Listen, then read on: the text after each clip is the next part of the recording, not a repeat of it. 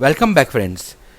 अभी हम ये लास्ट वीडियो नंबर 5 हमारा लेसन जो डिमांड का चैप्टर है ना, उसका ये लास्ट वीडियो है। उसके आगे का वीडियो में हमने प्राइस इलास्टिसिटी ऑफ डिमांड के बारे में देखा था।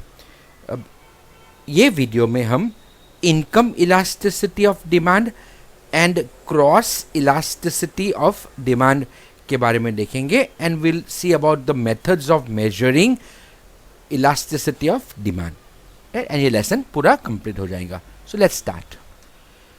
सो let us first see income elasticity of demand. Now, as price is the cause of change in demand, in the concept of price elasticity of demand, in the very same way, income is the cause of the change in demand in the concept of income elasticity of demand. Right? तो income elasticity में income cause होगा. So meaning क्या है? Income elasticity of demand is useful to measure change in the demand for any commodity with respect to change in the income of a consumer. So let's define it. Income elasticity of demand is the extent of change in demand for a good, for any saman, because of a change in the income of consumer. तो formula क्या है उसका? EY is income elasticity of demand is equal to the proportionate change of demand upon proportionate change of income, right? तो demand upon income वो तो price में भी वही था, लेकिन यहाँ पे प्राइस में प्राइस था यहाँ पे, right? यहाँ पे डिमांड और इनकम का डिफरेंस है। There are 3 types of income elasticity of demand. 3 types है। One is positive income elasticity, right? We have positive income elasticity. उसके बाद negative income elasticity होगा and तीसरा zero income elasticity. तो first let's talk of positive income elastic demand. Positive का meaning क्या कि income बढ़ने से डिमांड भी बढ़ता है, right? इनकम बढ़ने से डिमांड भी बढ़ता है। So when demand increases due to rise in income of a consumer or demand decreases due to fall in income of the consumer, then such a change in demand is called positive income elasticity of demand, meaning demand और income जो है वो एक दूसरे के directly proportional है। Okay, इसके 3 degree है। First is unit income elastic demand. Unit always means 1, right? Unit means 1. So EY यानी income elasticity of demand is 1, right? Answer 1 है, that's called unit. Okay. When change of demand and change of income of a consumer are proportionally equal, meaning 5% change of income will turn into 5% change in the demand, then it is called unitary income elastic demand, way answer 1 है। दूसरा है elasticity of demand greater than unity, means greater than 1, right? एक से ज्यादा, तो EY is greater than 1। इसमें क्या होगा? When the change in demand is proportionally greater than change in income. Income 5% increase हुआ तो डिमांड 5 से ज्यादा यानी 10% इंक्रीज हो गया। इनकम 5% इंक्रीज हुआ तो डिमांड 10% इंक्रीज हो गया, तो 10/5 2 आंसर आया ना, ग्रेटर देन 1 आया। And third is elasticity of demand less than unity, means less than 1, EY is less than 1। When the change in demand is proportionally lesser than change in income of consumer. So income 10% बढ़ा और demand 5% बढ़ा, तो यहाँ पे 5/10 એટલે 1/2 answer है ना, 1/2 એટલે 0.5 એટલે इससे कम हुआ ना, 1 से कम आ गया। तो लेकिन तीनों केस में डिमांड तो इंक्रीज हुआ ही इनकम के बढ़ने से, लेकिन ये लेस देन यूनिटी में क्या हुआ? प्राइस इनकम ज्यादा इंक्रीज हुआ लेकिन डिमांड कम इंक्रीज हुआ। एट 1 में क्या हुआ? जितना इनकम इंक्रीज हुआ उतना ही डिमांड इंक्रीज हुआ। एंड थर्ड में क्या है? ग्रेटर देन यूनिटी में जितना इनकम इंक्रीज हुआ डिमांड उससे ज्यादा इंक्रीज हो गया। Okay, so this is it. It's like this के पिज़्ज़ा खाने जाना, इनकम अगर आपका 5% बढ़ जाएगा तो आप पिज़्ज़ा खाने का या बाहर जाके खाने का आपका थोड़ा ज़्यादा हो जाएगा, पहले के मुकाबले काफ़ी बढ़ जाएगा। Negative income elastic demand means income और डिमांड इनवर्सली प्रोपोर्शनल है। So with the rise in income of consumer, if demand decreases, or with fall of income of consumer, if demand increases, then such elasticity of demand is known as negative elasticity of demand. Meaning, income and demand are inversely proportional. Income बढ़ने से demand कम होगा और demand income कम होने से demand बढ़ेगा। ये inferior goods के लिए लागू होता है ना, गिफन गुड्स जो आगे बोला था इसके लिए लागू होता है। जैसे हमने कोलम का चावल की बात किया था, गरीब आदमी 5 किलो कोलम हर महीने ले रहा है, लेकिन वो गरीब आदमी का इनकम 10% बढ़ गया, तो इनकम बढ़ने से वो 6 किलो कोलम लाने वाला नहीं है। वो क्या करेगा, 4 किलो कोलम लाएगा और 1 किलो बासमती लाएगा, बिकॉज अभी इसका इनकम बढ़ने से वो हायर क्वालिटी का प्रोडक्ट ले पाएगा। तो एक्चुअली ये इंफीरियर गुड्स, गिफन गुड्स का डिमांड कम हो गया, इन्वर्सली हो गया ना। And third is zero income elastic demand. Zero means with the change in income of consumer, if demand of the good remains unchange, income बढ़े या घटे, डिमांड वही के वही, then such demand is said to be zero income elasticity of demand.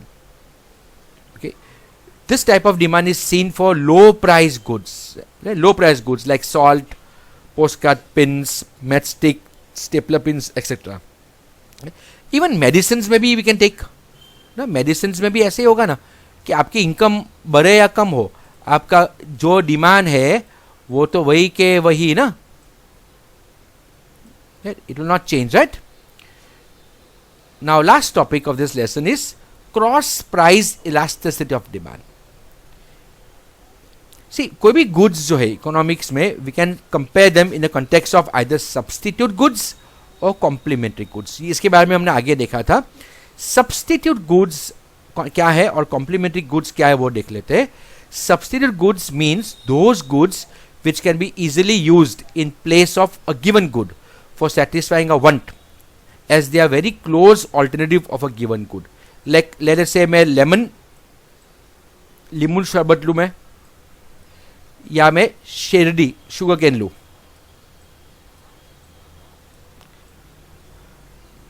अभी ये मैं गया मार्केट में शेरडी का जूस पीने के लिए, शेरडी की लहरी बंद है, सब शेरडी नहीं है, तो लींबू की शरबत की लहरी मुझे दिख रही है, तो मैं लींबू का शरबत पी लूंगा, because they are substitute goods. एक के मतलब दूसरा यूज कर पाएंगे आप। ओके, इवन कोल्ड ड्रिंक्स भी यहाँ पे आ जाएंगे, वो ठंडा पीना है ना, तो they are substitute goods.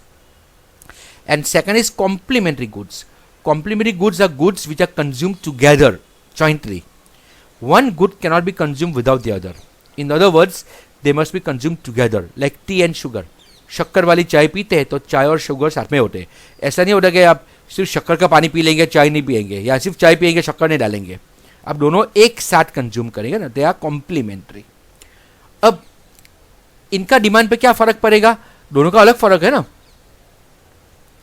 When the demand of a concerned commodity changes in response to change in price of its related good, either substitute good or complementary good, then the extent of such change in demand is called cross price elasticity of demand. Cross price elasticity of demand का formula देखें तो that is the percentage change in demand for good X upon percentage change in price for good Y.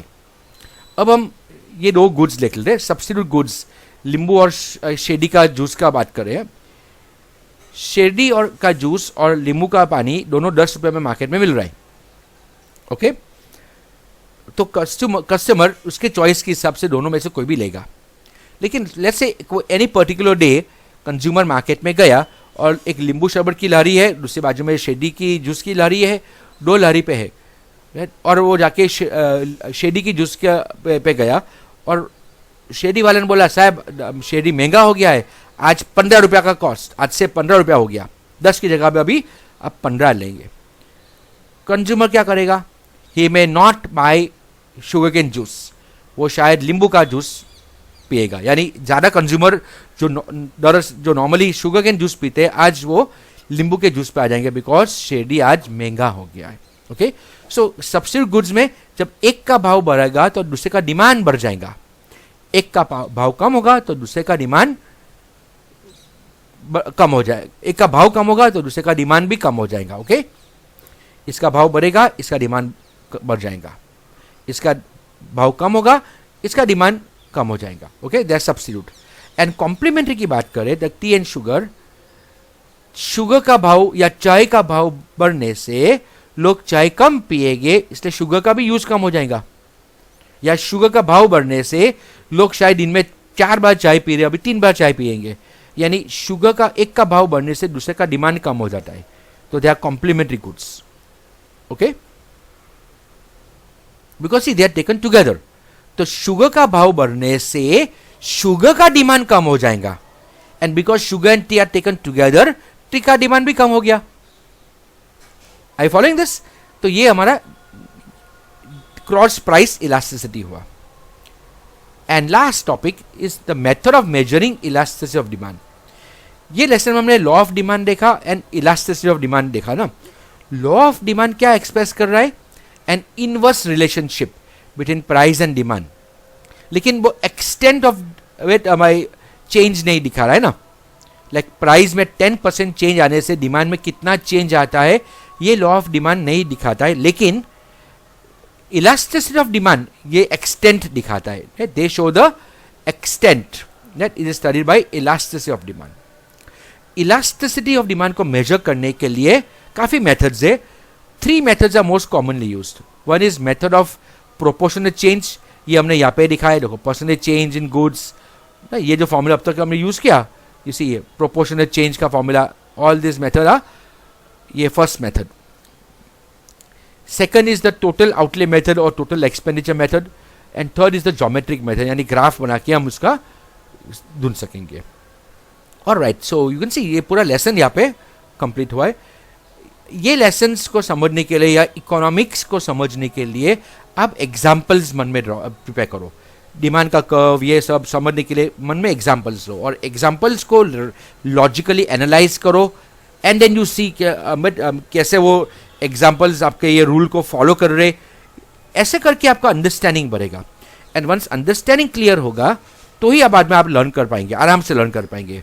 अब directly गोखने जाएंगे, जैसे 10 तक SS गोख दिया, तो यहाँ पे काम होने वाला नहीं, आपका बहुत मुश्किल पड़ने वाला है। इकोनॉमिक्स और उसी को इजी करना हो आपके लिए तो please try to understand concepts को अंडरस्टैंड करो। मेन पॉइंट्स को ही आपको लर्न करना पड़ेगा, बाकी आप अपने लैंग्वेज में लिख पाएंगे। वो हैबिट आपको 11th स्टैंडर्ड से ही डेवलप करना है। ये सारे क्वेश्चन आंसर्स प्लीज आप लिख देना। Try to write in your own words, you can refer to digest और टेक्स्ट बुक, रिफर करो और अपना लैंग्वेज में आप आंसर बनाओ। You can make your own examples, own substitute the own words you want, and try to make it in such a way कि आप next time सिर्फ आप रिवाइज करके आप आराम से उसको लिख पाएंगे। ओके, ये है बहुत ईजी, लेकिन अगर आपने ठीक से उसको टैकल किया तो आपके लिए ईजी बनेगा, वरना आपको लर्न करने के लिए मुश्किल पड़ेगा, बार बार आपको लर्न करना पड़ेगा। And try to make your work easier, try to do smart work. So alright friends, ये हमारा lesson we end up here. I hope आपको ये पूरा लेसन समझ पा रहा होगा। कुछ भी डाउट हो वापिस ये वीडियोस बार बार देखो जब तक आपका डाउट क्लैरिफाई ना हो। एंड जैसे मैंने आगे बोला, आपके खुद के एग्जाम्पल्स क्रिएट करो और वो एग्जाम्पल्स को ये लॉज के साथ रिलेट करके चेक करके देख लो, एंड इफ दे फिट आपका अंडरस्टैंडिंग काफ़ी अच्छी तरह से बढ़ जाएगा। Okay, so now meet you in the next lesson. अभी नेक्स्ट लेसन है सप्लाई, डिमांड का ही ऑपोजिट है, राइट? तो वो कंटिन्यू ही होगा। ऑलराइट, सो बाय।